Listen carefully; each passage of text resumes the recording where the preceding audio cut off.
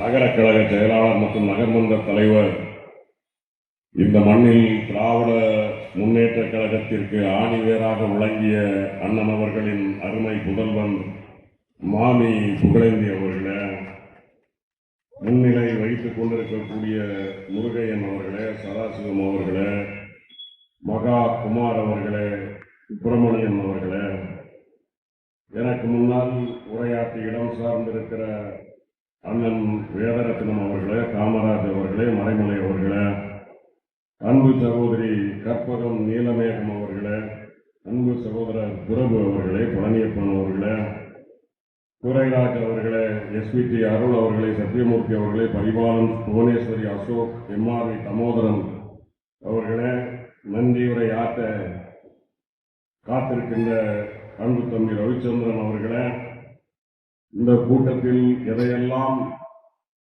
எடுத்து சொல்லி இந்த வேதாரண்யம் சட்டமன்ற தொகுதிதான் திராவிட முன்னேற்ற கழகத்தினுடைய வெற்றி கோட்டையின் முதல் கோட்டையாக மாற வேண்டும் 2026 என்பதை எடுத்து என்ற இடம் சார்ந்திருக்கிற மாவட்ட கழக செயலாளர் அன்பு சகோதரர் கௌதமன் அவர்களே, என் முன்னால் திரளாக கூடியிருக்கின்ற கழகத்தின் பாகம் கழகத்தின் தலைவர் தளபதி மு.க. ஸ்டாலின் மீதும் உயிரையே வைத்திருக்கிற கழக உடன்பிறப்புகளே, அன்பு சகோதரர்களே, மாற்றுக் கட்சி தோழர்களே, காவலரன் புரிந்து கொண்டிருக்கிற காவல்துறை நண்பர்களே, பத்திரிகை துறை தோழர்களே, உங்கள் அத்தனை பேருக்கும் அன்பு கலந்த வணக்கத்தை தெரிவித்து, தமிழ்நாடு தலைகுனியாது என்கிற உரிமை போரை 234 தொகுதிகளிலும் மாண்புமிகு முதலமைச்சர் ஆணையிட்டு நடத்தி கொண்டிருந்தாலும் கூட வேதாரண்யத்தில் நடக்கிற இந்த கூட்டம் தான் சிறப்பு மிகு கூட்டம் என்பதை எதற்காக சொல்லுகிறேன் என்று சொன்னால், பாசிச பாரதிய ஜனதா கட்சியினுடைய இன்றைய அடக்குமுறையை போலத்தான் 1930களில் நம்மை ஆண்டு கொண்டிருந்த ஆங்கிலேய அரசு உப்புக்கு வரி விதித்த போது, இந்தியாவே போர்க்கூலம் மூண்ட போது தமிழ்நாட்டில் உப்பு சத்தியாகிரகத்தை வெற்றிகரமாக தலைவர்கள் முன்னெடுத்தாலும் வேதாரண்யத்தின் உப்பு சத்தியாகிரகம் தான் ஆங்கிலேயனுக்கு ஒரு ஆட்டத்தை தந்தது என்று சொல்லக்கூடிய வகையில் இந்த மண்ணின் மைந்தர்கள் ஆணும் பெண்ணும் தாயும் தந்தையுமாக நின்று அந்த சுதந்திர உணர்வை நிலநாட்டிய இந்த மண்ணில், இந்த வேதாரண்ய மண்ணில் தமிழ்நாடு தலைகுனியாது என்கிற உரிமை போரை பிரகடனப்படுத்துவதுதான் மரியாதையாக இருக்கும் என்று நான் நம்புகிறேன். அன்பு சகோதரர் பிரபு அவர்கள் பேசுகிற போது எனக்கு உண்மையிலே ஆச்சரியமாக இருக்கிறது. தம்பி பிரபு அவர்கள் பேசுகிற போது திராவிடம், ஆரியம், பாசிசம், RSS, பாஜக, சங்கி என்றெல்லாம் இவர் பேசுகிறார். இதையெல்லாம் தெரிந்து வைத்திருக்கிற பிரபு, எடப்பாடி திராவிடத்தை ஒரு புராணம் என்று சொன்ன ஒருவரை உங்களுக்கு தெரியாமலா அவரோடு இத்தனை காலம் நீங்கள் உழைத்து வந்திருக்கிறீர்களே என்று நினைக்கிற போது உங்கள் பொறுமையை நான் வெற்றுகிறேன். திராவிடம் என்றால் அது ஒரு புராணம், அதாவது திராவிடம் என்றால் அது ஒரு கொள்கை. நான் அதை பார்த்து சொல்ல வேண்டும் அல்லது அதை விளக்குவதற்கு கொள்கை தெரிந்தவர்கள் பேச வேண்டும் என்று சொன்னால் பரவாயில்லை. அது ஒரு புராணம் என்று சொல்லுகிறார். புராணம் என்றால் நடைபெறாத கனவுக்கு நமது முன்னோர்களை பற்றி ஒரு உறவை நமக்கு தெரியாத விதத்தில் நடந்திருக்கலாம் என்கிற ஐயத்தில் எழுதப்படுகிற ஒரு புராணம் தான், ஒரு கதை தான் புராணம். அப்படியானால் ஆணுக்கு பெண் சமம் என்று திராவிட தத்துவத்தை, சமத்துவத்தை, சமூக நீதியை, பெண்ணுரிமையை பேசிக் கொண்டிருக்கிற இந்த உரிமையை எல்லாம் புராணம் என்று பேசுகிற ஒரு ஃப்ராட் 10 தொகுதி பழனிசாமி, எடப்பாடி பழனிசாமி என்பதை என் அன்பு சகோதரர் பிரபு கொஞ்சம் மெதுவாகத்தான் புரிந்து கொண்டிருக்கிறாரோ என்று நான் அர்த்தப்படுகிறேன். அன்பு சகோதரர்களே, இன்றைக்கு நான் வருவதற்கு முன்னால் சட்டமன்றம் நடந்து கொண்டிருக்கிறது. மாண்புமிகு முதலமைச்சர் தளபதி மு.க. ஸ்டாலின் அவர்கள் சட்டமன்றத்திலே சொல்லுகிறார், என் தலைமையிலே இந்த தமிழ்நாட்டில் ஆட்சி பொறுப்பேற்று 1724வது நாள் இன்றைக்கு. இந்த 1724 நாட்களில் 8685 அரசு நிகழ்ச்சிகளில் பங்கேற்றிருக்கிறேன் நான். அந்த அரசு நிகழ்ச்சிகளிலே பங்கேற்றது மட்டுமல்ல, அந்த பங்கேற்றதோடு தமிழ்நாட்டு மக்களின் தலைவிதியை நிர்ணயிக்கக்கூடிய 15,117 கோப்புகளில் கையெழுத்திட்டிருக்கிறேன். சென்னையை தவிர ஏனைய மாவட்டங்களுக்கு 173 முறை ஏறத்தாழ 1,00,000க்கும் அதிகமான கிலோமீட்டர்கள் நான் பயணம் செய்திருக்கிறேன். அதையெல்லாம் தாண்டி இந்த 1724 நாட்களில் என் கையால், தளபதி மு.க. ஸ்டாலின் கையால் 44,44,725 பேருக்கு நான் பயணீட்டாளர்களுக்கு நான் பயன்களை அள்ளி வழங்கி இருக்கிறேன். இன்றைக்கு சொல்லுகிறேன், வேளாண்மை மண்ணில் இருந்து சொல்லுகிறேன், என் தலைவன் தளபதி மு.க. ஸ்டாலின் இருக்கிற வரைக்கும் திராவிட முன்னேற்ற கழகத்தை தோற்கடிக்க இன்னொரு தலைவர் இந்த மண்ணில். உங்களால் எங்களை அல்ல, என் தலைவனின் கெண்டக்கால் ரோமத்தை கூட உங்களால் அசைக்க முடியாது. எழுதி வைத்து சகோதரிகளுக்கு அமர்ந்திருக்கிறார். பேசுகிற போது சில பேர் சொன்னார்கள், 5,000 ரூபாய் கொடுத்திருக்கிறார்கள். தாய்மார்கள் வாக்களிப்பு கூட 5,000 ரூபாய் கொடுத்ததற்காக நீங்கள் 5,000 எந்த சூழ்நிலை எதற்காக? பல பேர் இந்த 1,000 ரூபாய் கொடுத்த உடனே இங்கு உட்கார்ந்து இருக்கிற சகோதரிகளின் வயதிலே மூத்தவர்கள் சகோதரிகள் சொன்னார், என் பிள்ளை என்னை கைவிட்டு விட்டது, என்ன செய்வேன்? வேலை கிடைத்தால் உண்டு. அன்றாடம் காட்சியாக நான் வானத்தை பார்த்த பயிரை போல் இருந்தேன். என் பிள்ளையை போல் மு.க. ஸ்டாலின் 15ஆம் தேதி அனுப்புகிறது 1,000 ரூபாய். சகோதரி ஒருத்தி சொன்னார், எனக்கு மருத்துவம் பார்ப்பதற்கு வசதி இல்லை, இந்த 1,000 ரூபாய் எனக்கு மருத்துவம் பார்ப்பதற்கு பயன். இன்னொரு சகோதரி சொன்னார், என் பிள்ளையை நான் வெளியூரில் அனுப்பி படிக்க வைப்பதற்கு எனக்கு இந்த 1,000 ரூபாய் பயன். இப்படி இந்த 1,000 ரூபாய் எதற்கெல்லாம் பயன்படுகிறது என்று தாய்மார்கள் சொன்னார்கள். ஒரு தாய் கூட எனக்காக இந்த 1,000 ரூபாய் பயன்படுகிறது என்று சுயநலத்தோடு எந்த தாயும் பேட்டி கொடுக்கவில்லை. அதனால்தான் இந்த 1,000 ரூபாயை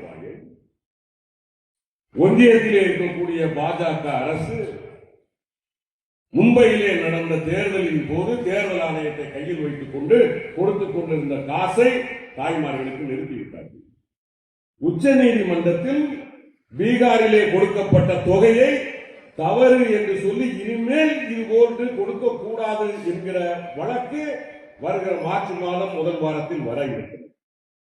தலைவருக்கு தகவல் வருகிறது, ஆகா இந்த மாதிரியாக இவர்கள் போடுகிற இந்த திட்டம் தாய்மார்களுக்கு இந்த 1,000 ரூபாயை நிறுத்த வேண்டும். அப்பொழுதுதான்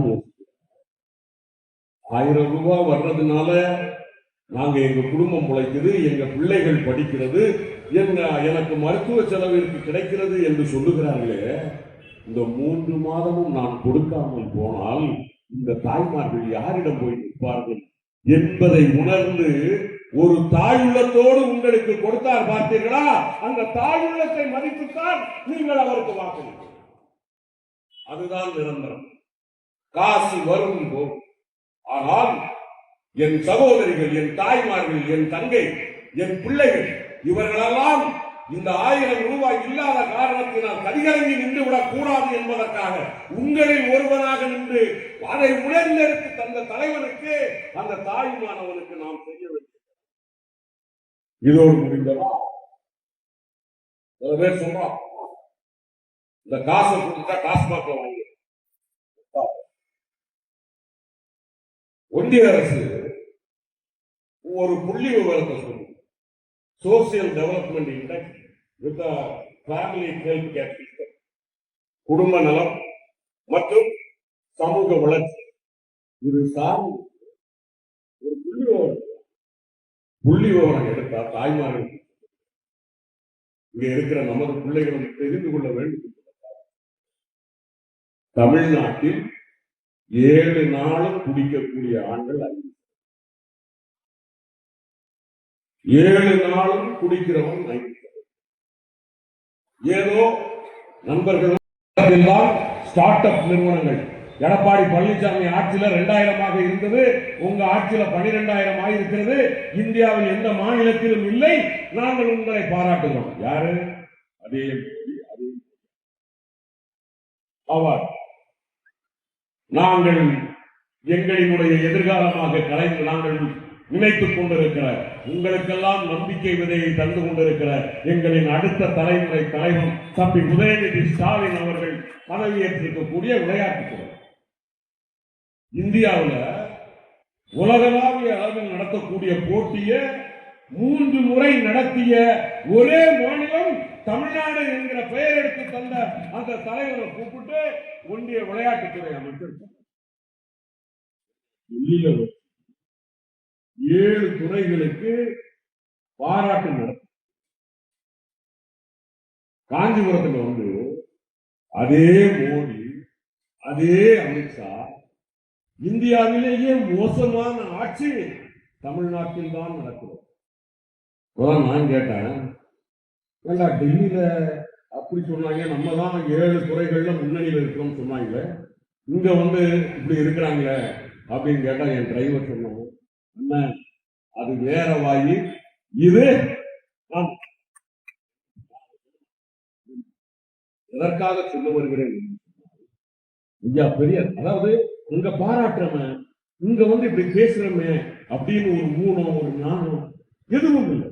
அதத்தான் எங்க ஐயா பெரியார் சொன்னாரு, டேய் நல்லா மானம் உள்ள 1000 எதிரிகளோட நம்ம போராடினோம், ஆனா மானம் கெட்ட ஒரு எதிரியோட உங்களால போராட முடியாதுடா, கவனமா இருக்கிறா. உங்க எதிரிகள் இருக்கிறவன்லாம் மானம் கெட்டவனா இருக்கானே. என் தலைவன் தளபதி எடப்பாடிக்கு மானம் இருக்கிறதா? 2024 எந்த முகத்தை வச்சுட்டு பாஜக கூட இருந்தா நாங்க ஜெயிக்க முடியாது. இதே ஓஎஸ் மணியை கொடுத்த பேட்டி இருக்கு, அதை விடுங்க. இந்த ஜெயக்குமார் ஒருத்தர் இருக்காரு, ஆனழகன், மெயின் ரோட்ல பேசுவார், இல்லைன்னா தனியா வீட்டுல பேசுவார். அவர் சொன்னார், நான் முடிசூடாத மன்னனாக இருந்தேன், ஆனால் பாஜகவோட சேர்ந்த பிறகு நாங்க தோற்றோம். அப்புறம் எப்படா 25 போய் 24 இந்த மண்ணுக்கு எதிரான இயக்கமாக பார்க்கப்பட்ட பாரதிய ஜனதா கட்சியை 25 கைகுலுக்குகிறீர்கள் என்று சொன்னால் அது அதிமுகவின் தொண்டன், அடிமட்ட தொண்டன் ஏற்றுக்கொள்ளுகிற கூட்டணி அல்ல. மாறாக நீங்கள் அடித்த கூத்திற்காக அவர்கள் காலில் விழுந்து அதிமுகவை அடமானம் வைத்திருக்கிறீர்கள் என்பது அதிமுக தொண்டனுக்கு தெரியும்.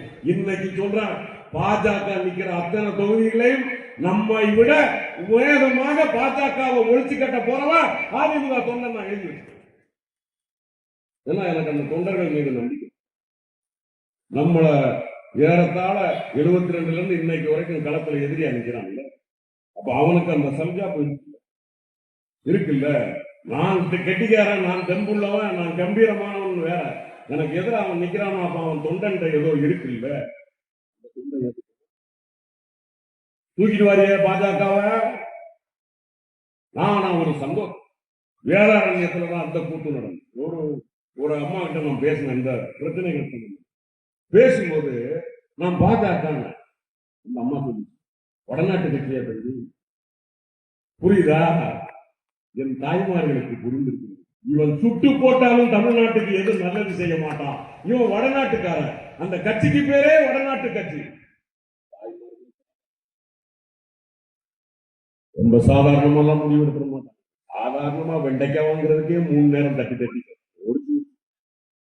தேங்காய் நம்ம கடைக்காரன் தந்தா நம்ம வாங்கி வண்டியில போட்டுருவோம்.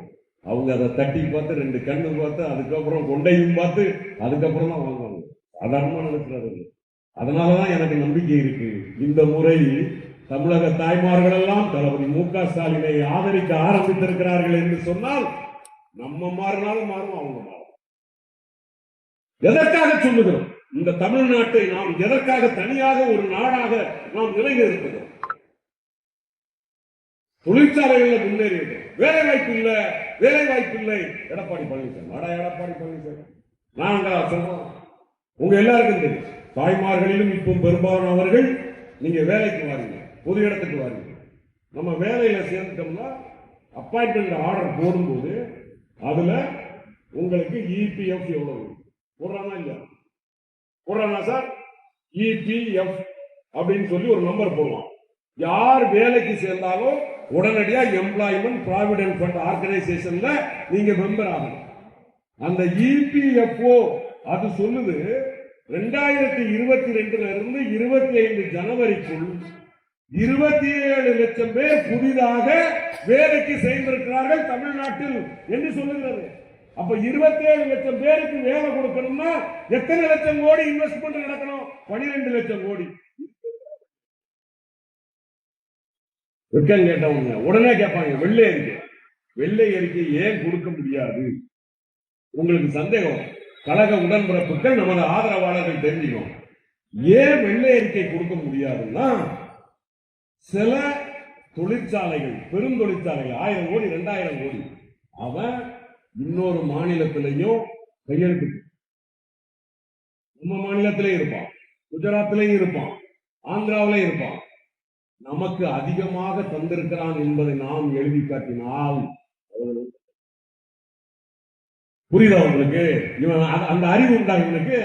வெள்ளை அறிக்கை கேட்கிறவன் வெள்ளை அறிக்கை கேட்டா அந்த தொழிற்சாலை முதலாளிகள் நாங்க இவ்வளவுதான் இந்த மாநிலத்துல பண்ணிருக்கோங்கிறத எடுத்து காட்டினா அடுத்த மாநிலத்துக்காரன் உருவானா? அப்ப அது சிக்கல் வரும். இந்த அறிவும் இல்லாம அடவக்கிட்டமா எடப்பாடி பழனிசாமி 13 பேரை சுட்டு கொண்டு போட்டு நானும் உங்களை மாதிரி டிவியில பார்த்தேன். எந்த முதலமைச்சராக சொல்லுவாங்க? ஒருவேளை சூழ்நிலைக்கு தக்கன ஒரு முடிவை காவல்துறையை எடுத்துருச்சுன்னு வச்சுக்கோங்க. ஏதோ ஒரு போராட்டம் கட்டுப்படுத்த முடியல, காவல்துறை முடிவு எடுத்திருக்கு.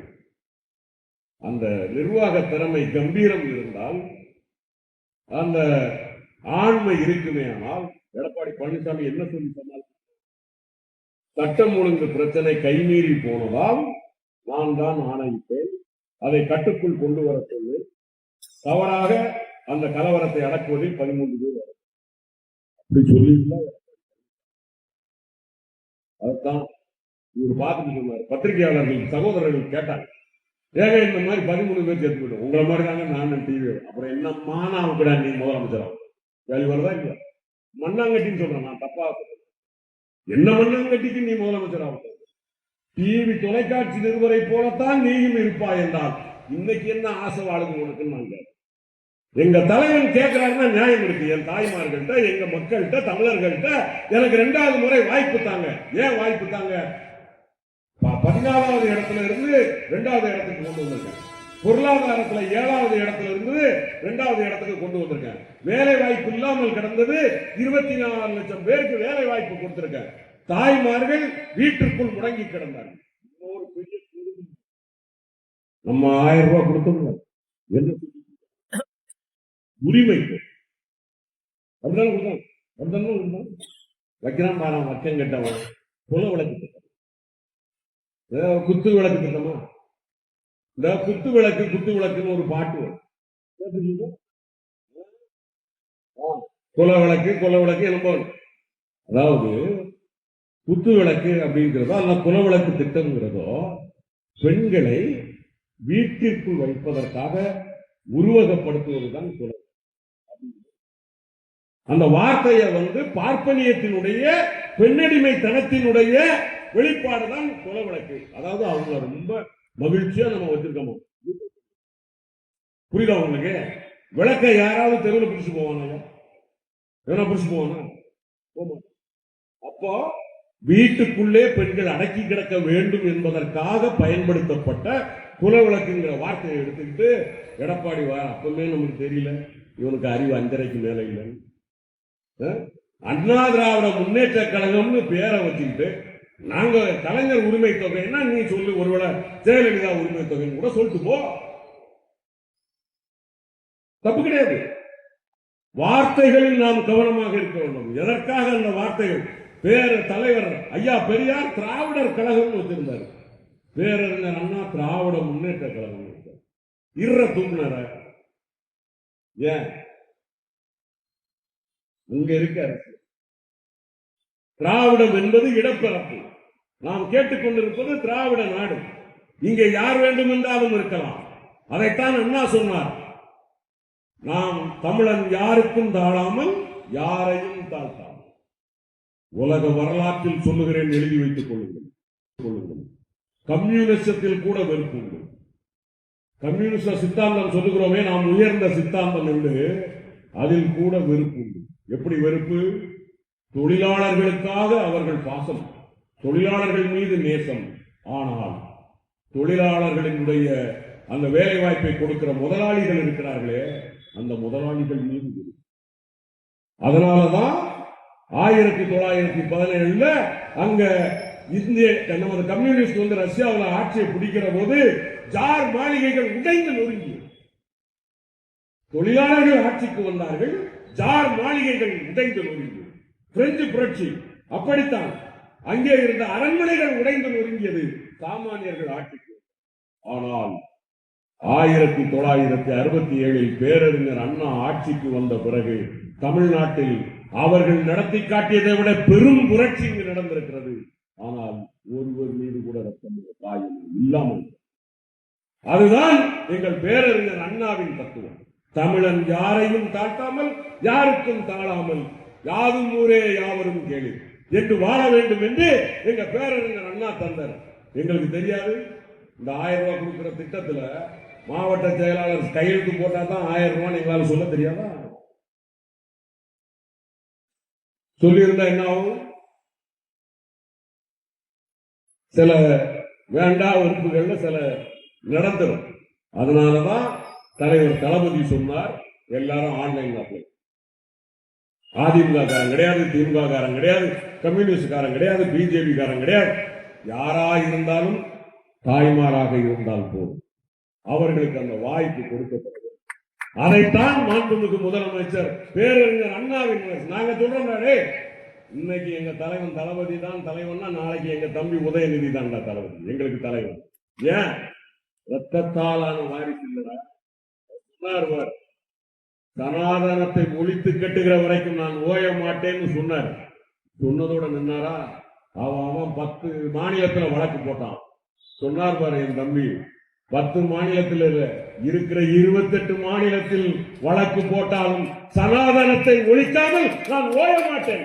செம்பு இருக்கு பார், இந்த திராணி இருக்கு பார், இந்த கொள்கை ஊடு உரிமை அவர் ரத்தத்தில் இருக்கிற பார்.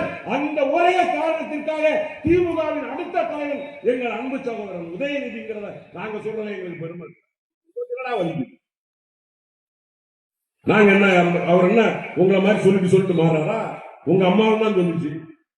97 இஸ்லாமிய சகோதரர் குட்டிக்கு ஒரு முறை தவறு செய்து விட்டேன், இனிமேல் தவறு செய்ய மாட்டேன்.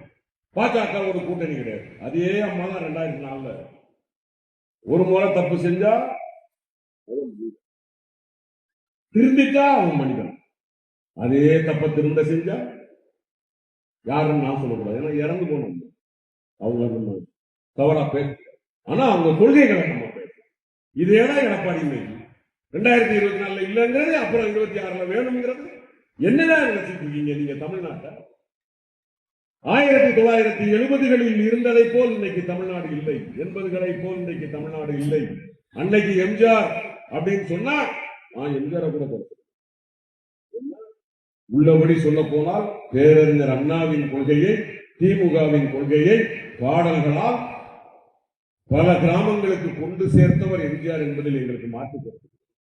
ஏன்னா வாலி சொன்னார், கவிஞர் வாலி மறைவதற்கு முன்னால் சொன்னார், என்னை வாழ வைத்தது எம்ஜிஆர் என்று பல பேர் சொல்லிக் கொண்டிருக்கிறார்கள், உண்மை அதுவல்ல, என்னை வாழ வைத்தது திராவிட முன்னேற்ற கழகம் என்று சொன்னார்.